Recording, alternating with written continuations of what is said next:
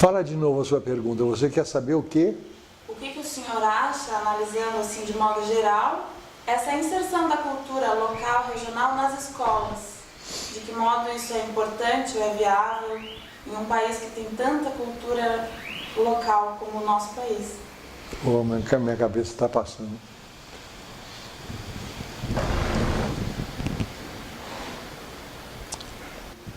Você aceita, eu não sei? Os professores fazem as perguntas do programa. As crianças fazem as perguntas da vida. As crianças fazem as perguntas realmente Por que a Terra gira? Por que a Terra gira? Você não sabe, nem eu. Minha filha,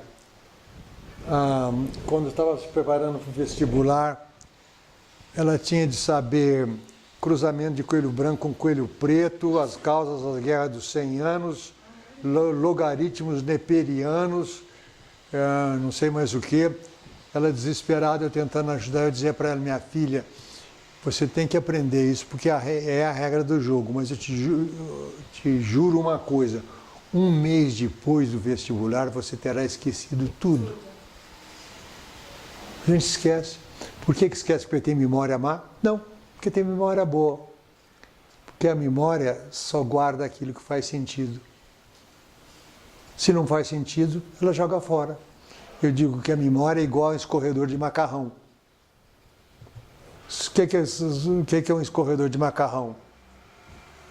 É uma panela cheia de furo.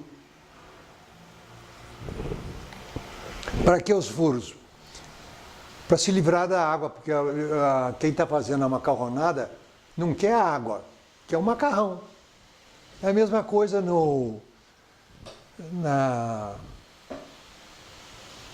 processo da aprendizagem. A memória quer guardar o que é gostoso. Por isso ela se livra do acessório que não faz sentido. Então eu digo o seguinte, isso aqui para mim é muito sério. A aprendizagem acontece depois que o esquecimento fez o seu trabalho. Por exemplo, agora é Enem, né? Todo mundo lá está estudando, feito doido, com a quantidade de coisa que eles têm que saber, incrível. Daqui a um ano, eu gostaria que fizessem o mesmo Enem, as mesmas perguntas. Só que era proibido se preparar. Porque o que eu quero saber é o que sobrou. Então você faz o exame novamente para saber o que sobrou.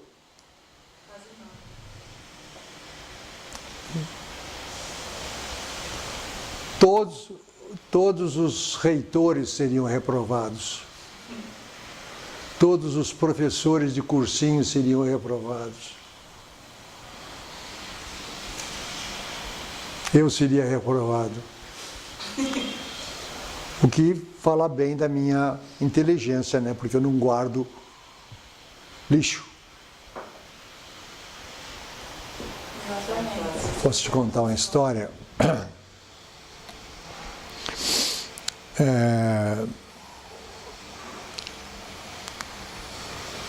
Grupo escolar, a professora se chamava Dona Clotilde. Dona Clotilde tinha uns 25 anos, eu tinha 7, ela devia ter uns 25. Era uma mulher bonita, jovem, devia ter uns 25 anos.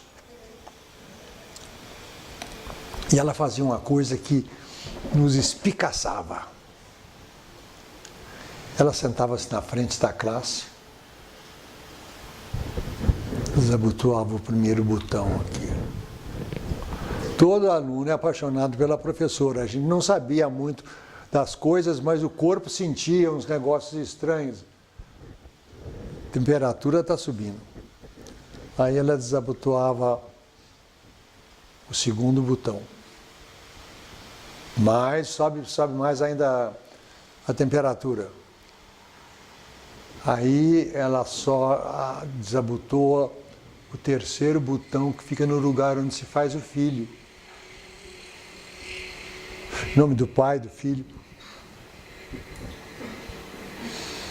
Aí ela fazia uma coisa, ela tirava lá de dentro aquele seio lindo, eu me lembro das veiazinhas azuis, dos seios da dona Clotilde. Aí ela fazia uma coisa horrível, ela pegava o nenenzinho dela e punha para mamar. Uma coisa interessante, que eu só descobri depois, é que no final da aula, todos os meninos corriam para a mesa da dona Clotilde. Todo mundo queria carregar a pasta da dona Clotilde. Só os meninos, as meninas não queriam saber disso. Carregar pasta de professor é pesado. Por que a gente queria carregar a pasta? Eu falei, por razões poéticas. Por razões de metonímia. Eu não tenho o menor interesse na pasta da dona Clotilde. Eu tenho interesse numa outra coisa. E a pasta, por metonímia, simboliza a coisa que eu quero. Eu quero é o seio da dona Clotilde. Então, eu termino a lição dizendo assim, que um menino, por causa de uma professora que ele admira e respeita, é capaz de carregar as pastas mais pesadas. Essa é a primeira lição de didática, de ensinar, uma relação afetiva. Porque você amando o professor, você quer aprender. É a forma que você tem de fazer amor com a professora. Aprendendo.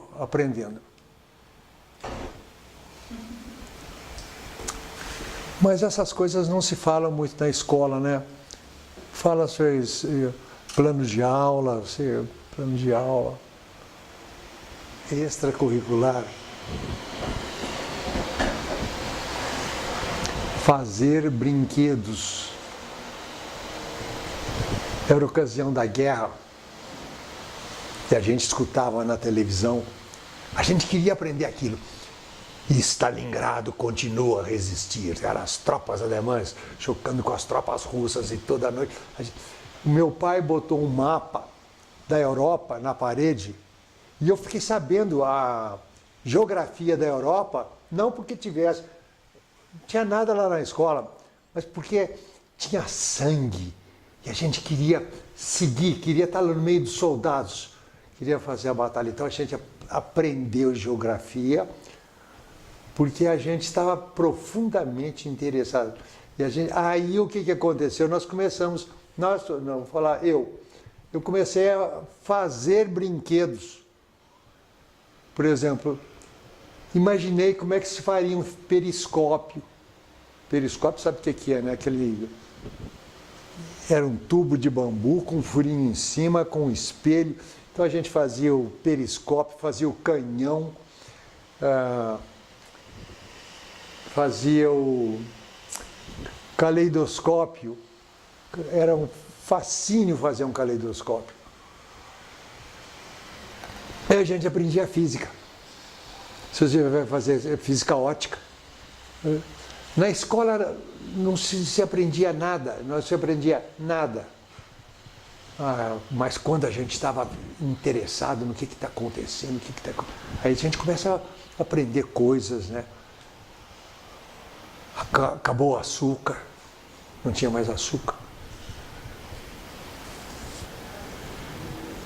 A gente ia nos armazéns e comprava o resto de bala que tinha naqueles vidrões. Então fervia as balas, ficava uma água doce, e aquilo lá era o nosso açúcar. E uma vez me deu na cabeça que eu queria criar galinha.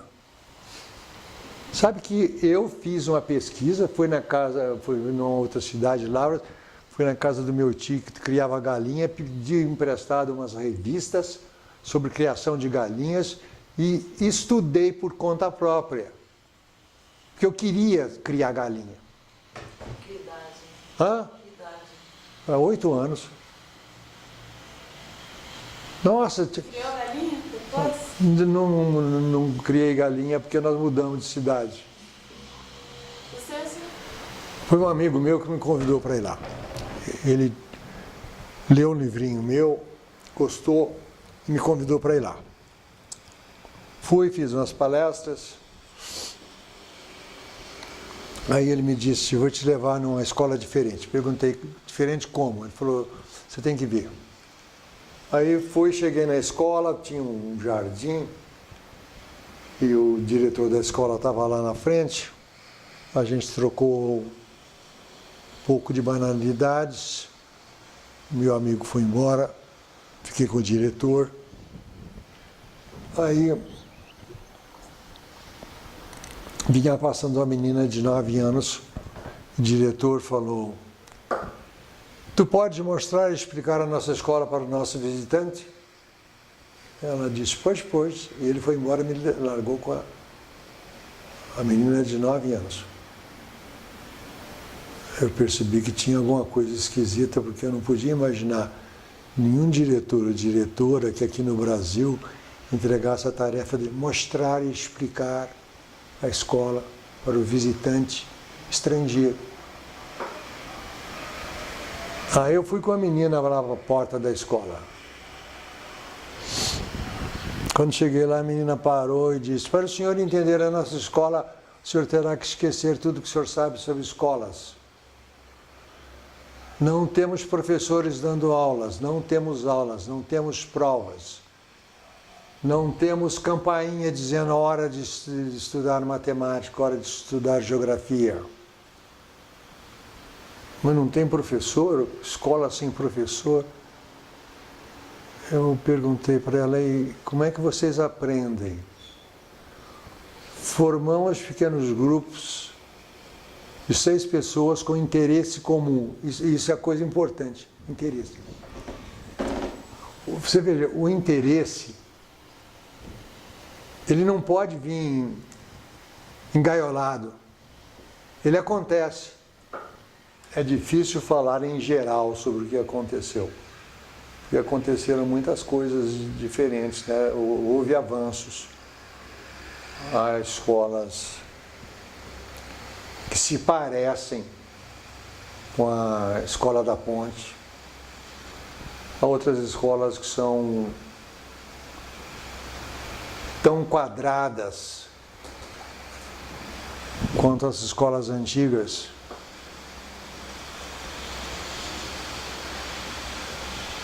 Eu acho difícil você fazer uma generalização. Se houve avanço, não houve avanço. Houve.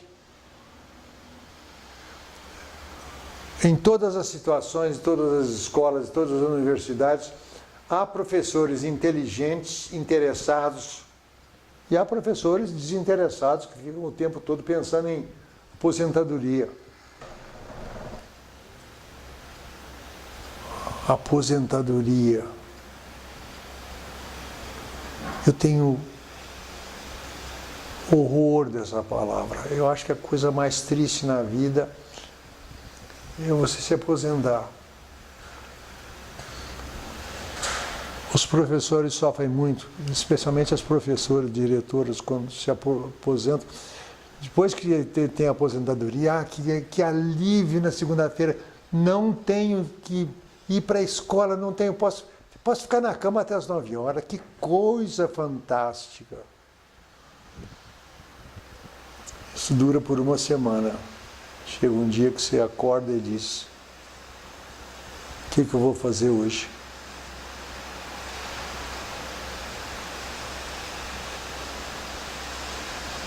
Sabe que eu sinto isso? Porque eu agora não estou ligado com nenhuma instituição.